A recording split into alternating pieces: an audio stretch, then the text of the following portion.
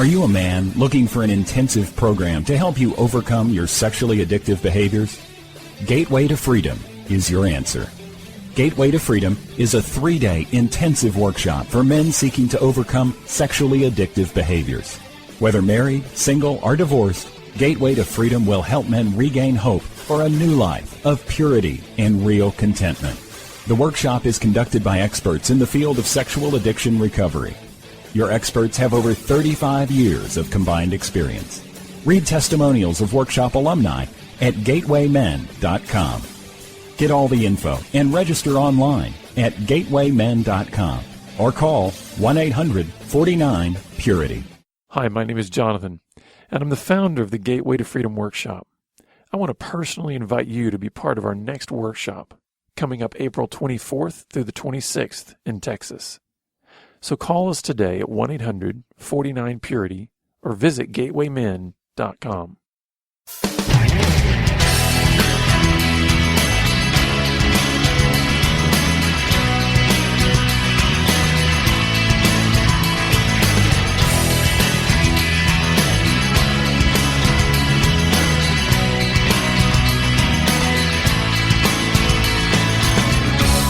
Welcome to Pure Sex Radio, training men, educating women. Are you ready to get real and start living each day in purity? This dynamic program is designed to educate, encourage, and equip listeners with the tools necessary for living a life of sexual purity. Pure Sex Radio brings you the best in mobile talk radio. Listen to real-life struggles, learn how to overcome lust, pornography, and sex addiction, and get serious about purity. Your hosts for Pure Sex Radio are Jonathan Doherty and Stephen Cervantes. Jonathan is the director of Be Broken Ministries and founder of the Gateway to Freedom Workshop for Men. Stephen is the founder of the Hope Counseling Center. Visit us online at puresexradio.com. And now, please welcome Jonathan and Stephen on Pure Sex Radio.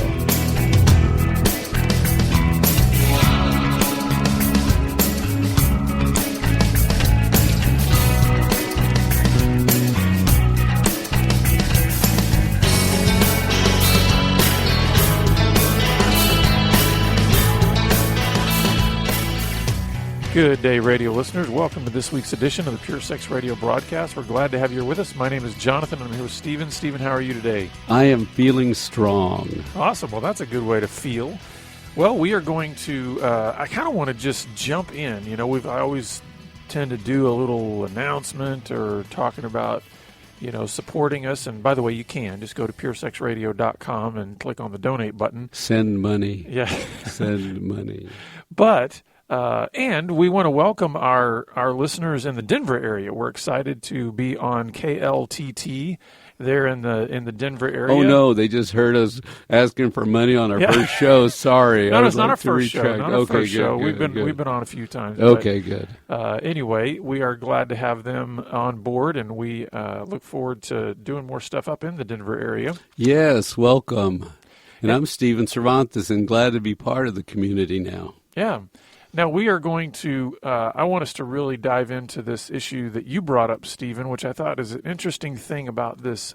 How do you differentiate between healthy self and what is selfish? And I think it's a very valid conversation to have, because I do think there's a lot of Christians that struggle with this idea of, are there things about just life, things about my body, things about my mind that are okay to take care of without it being selfish. So why don't you just kind of help us dive into this and maybe give us some examples of how this topic even came about? Yes, thank you. So the whole idea of the word selfish, making it all about you. I mean, we're pretty good at that. Mm-hmm. You're being selfish. Why are you so selfish? That's selfish, you know. Selfish, you, self, all about self, you. So it's funny because in church we hear the opposite. Die to self, sold out. Sacrifice. Yes, all spiritual. But we live in a body that sort of needs to be taken care of. But it's all about spiritual. And I think, man, if I was a kid sitting in church, and I remember lots of times going, how do you do that? That's a goofy thought. That's just a real goofy thought. I'm a physical being, and you're telling me to be this spiritual being. That's pretty hard. And so I'll tell you where the idea originates, then I want to get your response. So you and I are doing a training, and there's a bunch of 19 and 20-year-olds in the crowd, and they are, in essence, sort of working as missionaries on a mission in their community. And they're all single. And we're walking through the countryside talking, and they're saying, man, sold out, Jesus, everything Jesus, sold out, 100% sold out Jesus. Yes. And then one says to me, do you think it's okay if I get married? Is it okay if I get married? Is that a selfish thing? And I thought, oh my goodness, there it is. There's the dilemma. The guy's committed his life. He lives a modest lifestyle. He's on a mission. He's serving. He's doing the Jesus thing. And then he asks, could I enjoy sex with a woman in the right context? Could I get married? Could I enjoy sexual pleasure? Is that okay? And I mean, it was an honest answer, deep from his being, because he'd been told and pounded on by 40 and 50-year-old leaders, sold out, only Jesus mattered, everything Jesus, spiritual, nothing you, nothing you, nothing you. And can you hear a little dilemma in that? I hear a huge dilemma in that, and I think one that is, in some ways, I find it kind of sad that the question even comes up, because my first thought in response to hearing that is, God brought Eve to Adam. That's good. It was God's idea. God's idea was man with woman in this covenant bond where sexuality could be expressed, where there could be, pleasure. It wasn't just about procreation. It wasn't just about functional and so I thought, when I hear that, I think, oh man, to wrestle with that on that level, to think that this beautiful thing that God created called marriage and oneness and intimacy, that there would be a question about whether or not that is selfish. I find that a little perplexing, but not so much that I can't understand it. Yeah, it's a logical thing, though, right? A battle. Yeah, because I've had similar kinds of thoughts, and maybe not in that particular area, but similar kinds of thoughts of, hey, if I go, if I take an afternoon off to decompress on the golf course, yes, oh my goodness, is that selfish? Am I somehow... It is about you, and it's about pleasure and recreation, relaxation. I don't hear much spirit in hitting golf balls, Now, I understand your mind can be in worship while you're hitting golf balls.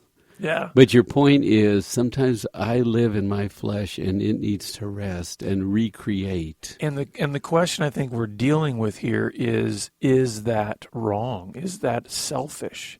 Yes. And that's a hard line sometimes to distinguish, because it'd be great if I could just say, oh, come on, we all kind of just know in our being when we're being selfish. Oh, gosh. Thank you for saying that. And it's like, are you kidding me? Because we all have this meter inside. Oh, you're getting close to the selfish. Oh, you're about to go over the selfish. Oh, that's a big scoop of selfish. You know it. I mean, you sort of know a little bit in your being. You have senses, but hey, we're talking about an internal program. So I did some reading once about sexuality in the past. And some of the founding fathers, religious leaders that built on the writings of the founding fathers, as it changed over generations, they warped the sexuality to say sex is only for procreation. It's not for pleasure. So if you're creating babies, you're okay, but anything else is selfish. So don't enjoy touch or pleasure or your body. That's a sin. Mm-hmm. I mean, there's some confusion about our sexuality out there. Well, and it's sad because I think it's a huge distortion of God's intent, God's mind, God's design. You've said it many times before, and I'll say it again. When we go back to the design, was the Creator about us being melancholy and real kind of just functional and depressed, and you know what, I can't take any enjoyment in the work of my hands because it's only to produce food or to go, procreate a child. And no, what was his design? A beautiful garden to run around naked in. Yes. I mean, it was pleasure and joy and beauty and flesh enjoys the garden, right? And it feels good to lay in the cool grass and to feel the wind and to jump in the pond and swim, and eyes entertain beauty. That's God. That's God saying, here's a gift I have. Your body is a gift. And a relationship is a gift, and a spouse is a gift. And it's okay to enjoy your flesh. There is a place for pleasure, right? Or we could have just been spiritual beings. We should have been just spiritual beings, right? Unless he thought, I don't want more spiritual beings. I want some flesh beings to also decide they want to worship me.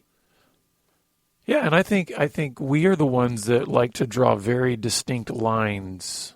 Even when we're talking about this, we're often told about how we're comprised of at least two parts, if not maybe three.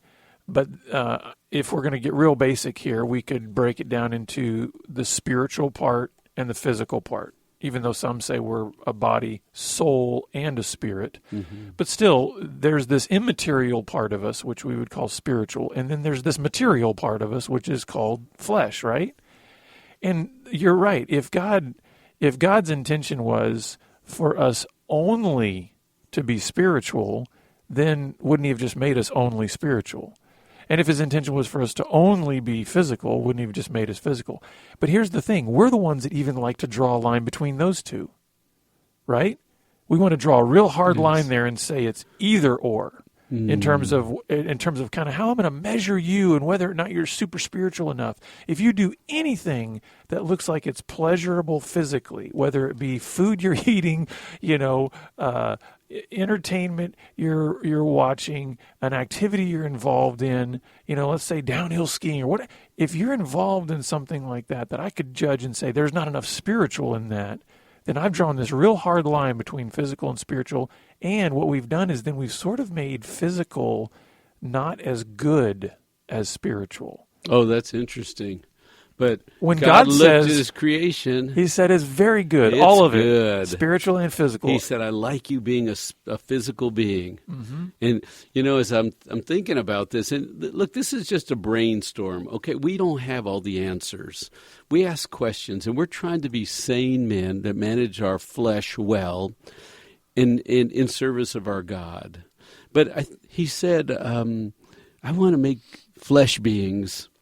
And those that want to worship me, I want them. Those that are willing to manage their flesh in a way that honors me. That's what I want as part of my creation also.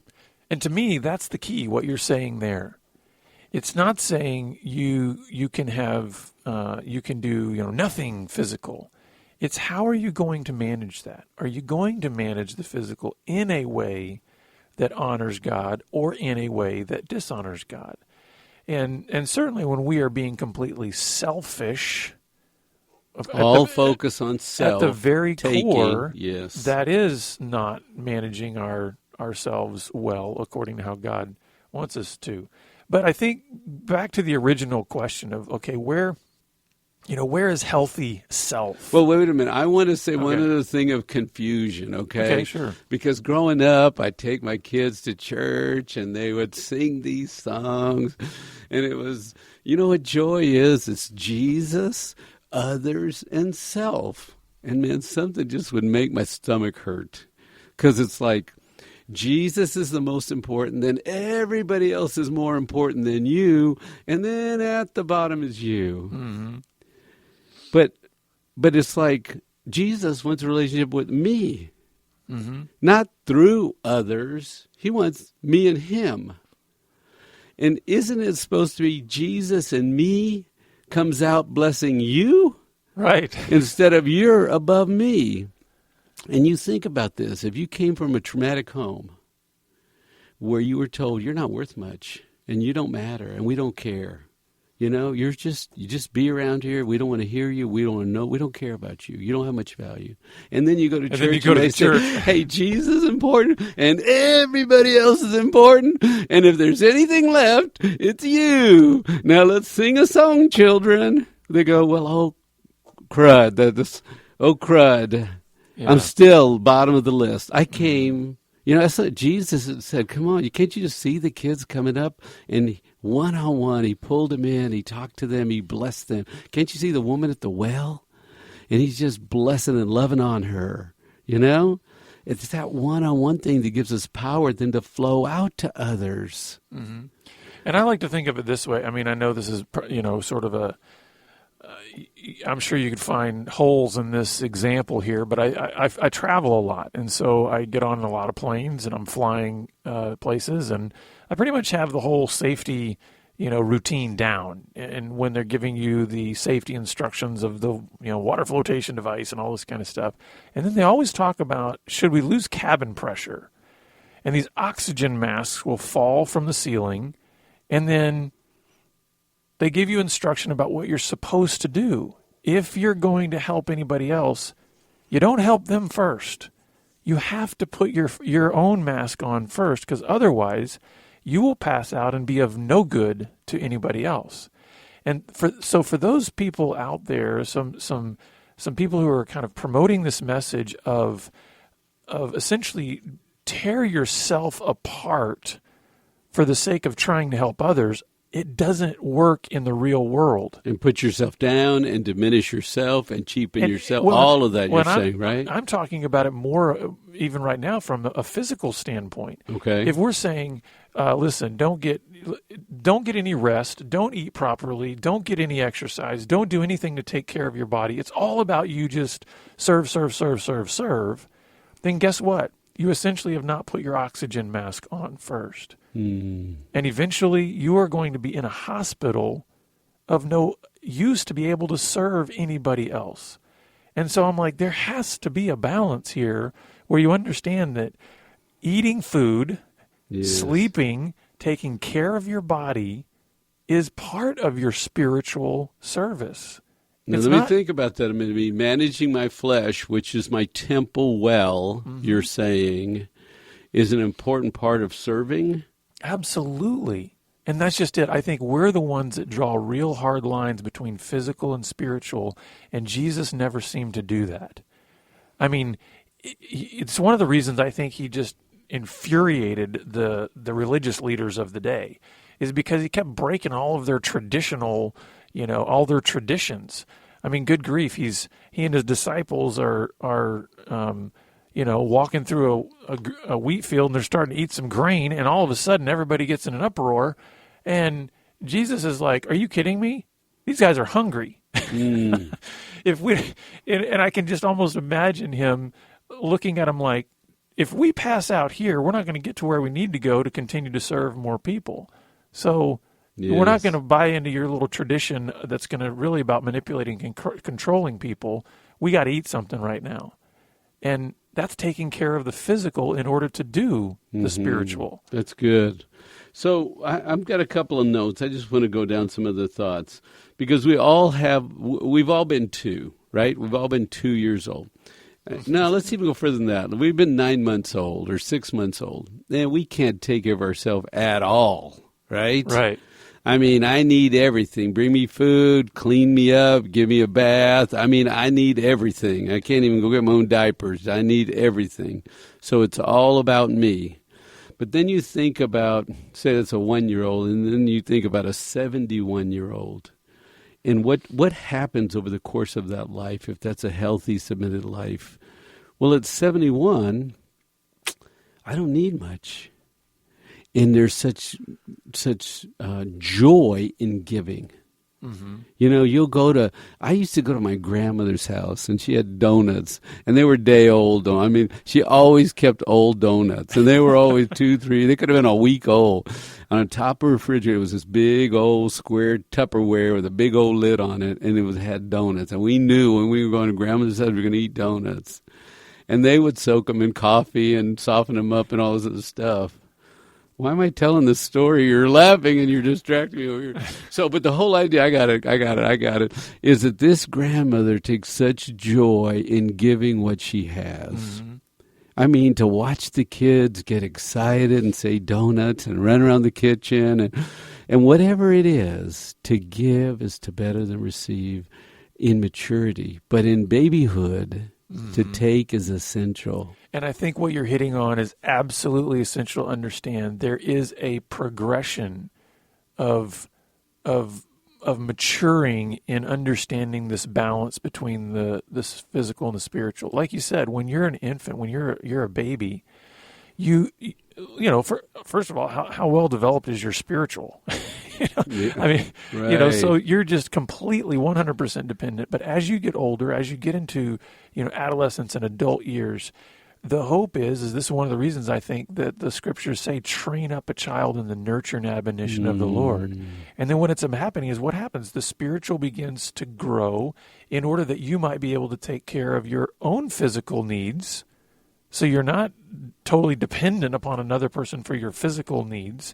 And you start to grow into maturity of saying, as I am now more able and understand what it means to give and to serve, I'm taking care of myself in a way that I can be most effective in serving others. And I think when you're mentioning the 71-year-old and the grandmother, that is a picture of God, isn't it? Yes. Does God love to give donuts to his kids? Absolutely. And does he love to see the joy on their face? Does he want them to come over and hang out in his kitchen and just tell them about their day and while they're chomping on donuts? And that's good. That is God. That's right. And that's the transformation, and that's good use of flesh, right? Mm-hmm. And it's not about self. And it's a disciplined, submitted life, right? That says, I know the priorities. I know what's really important. And it's all the biblical truths. And you know what occurs to me as sad is in our culture it says, take, take, take. If somebody's getting ahead of you, well, you better catch up. You better not be left behind. You better feed that flesh and give that flesh as much pleasure as you can. And don't get behind and don't let somebody have more than you. It's warped because there's no freedom. Well, there's a real sense of competition that we're not in community. We're in competition with one another. Yes. And what that ends up doing is that continues to further divide us because I've got to, I buy a 2,000 square foot house. Yeah. And then somebody else, builds a 2,500 square foot house down the street. And so then I got to go to a new neighborhood and get a 3,000 square foot house. And right. There's a perpetual dissatisfaction in that kind of pursuit.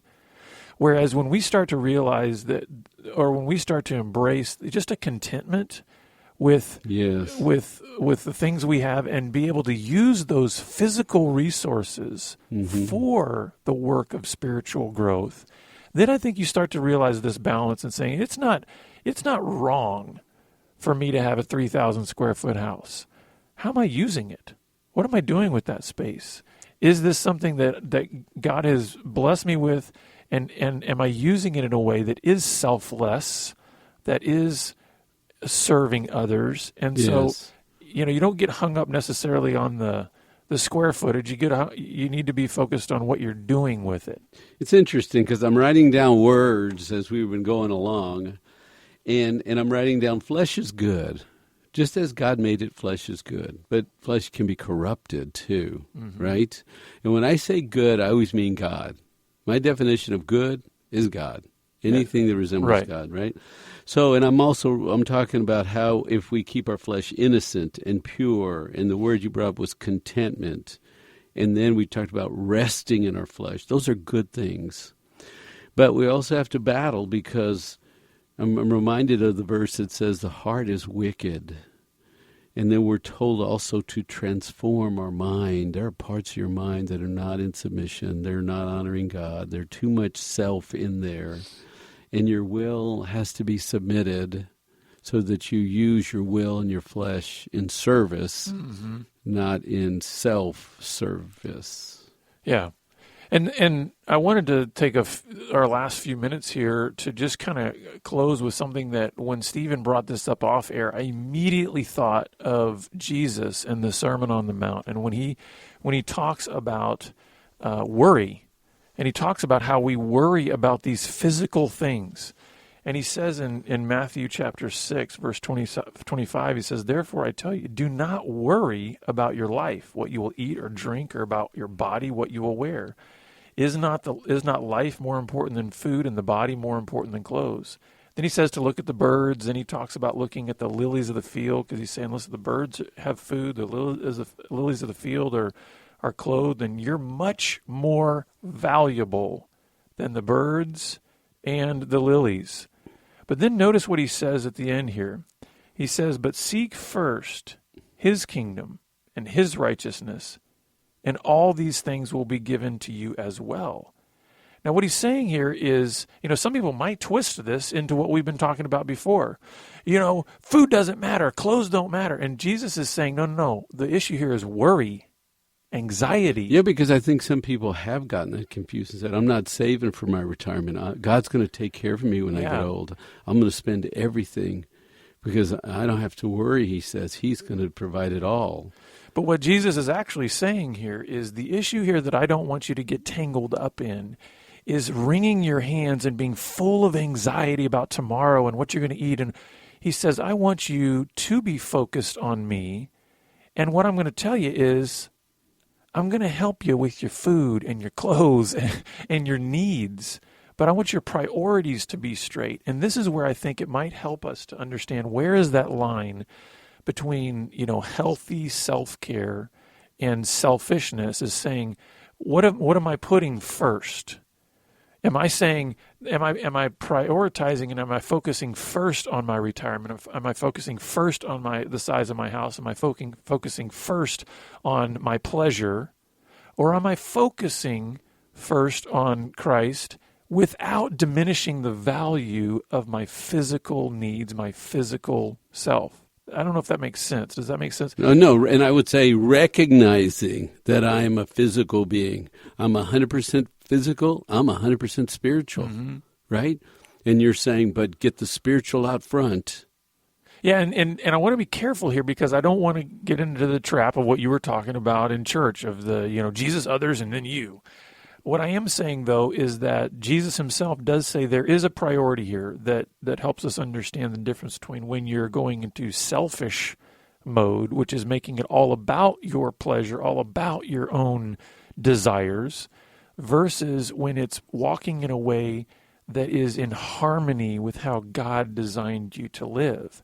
And in that sense, I think, listen, you're going to actually get a greater understanding and appreciation of the physical pleasures that God affords us in this life, because you're going to have your priorities straight. And so then when you get that, that promotion, or when you take that vacation, or when you do those various things where you get to see parts of his planet and experience things in this physical world that bring great excitement and great joy, you're going to be able to experience them in a way that's different when you've prioritized his kingdom before your own. Yeah, now that's what I'm thinking. And we're saying the same thing, but spirit first, then flesh follows, and it works, right? But if you put flesh out first and add a little spirit in there, it's going to go wacky. And that's why we got sex addicts. That's why we got people, gamblers, and people that are out of control, and eating disorders. Just name them all. Flesh first. Try to find the solution in the flesh. So what would be your closing comment to maybe help somebody who's really struggling with this confusion right now? I'm glad you asked. I was thinking, I'm 100% flesh, and that's how he made me. And he wants me to delight in this body. This is a gift from God. And so I don't worship it, but I can enjoy it. I can take a hot bath or go for a long walk or go to the beach. I can receive comfort and blessing because this is his creation, and I am a created part, me, flesh, walking in his creation. That's the right order. So I can rest in that. But I'm also called to be a follower of Jesus and let that flow from every part of my being. Well, folks, we're glad you've been with us, and we want you to continue to have the conversation with us. If you've got questions and just want to continue to wrestle through this, please contact us. You can go to puresexradio.com, or you can call us toll-free at 1-800-49-PURITY. And we look forward to having you back here again next week on the Pure Sex Radio broadcast. Pure Sex Radio is paid for by Be Broken Ministries. Visit us online at puresexradio.com.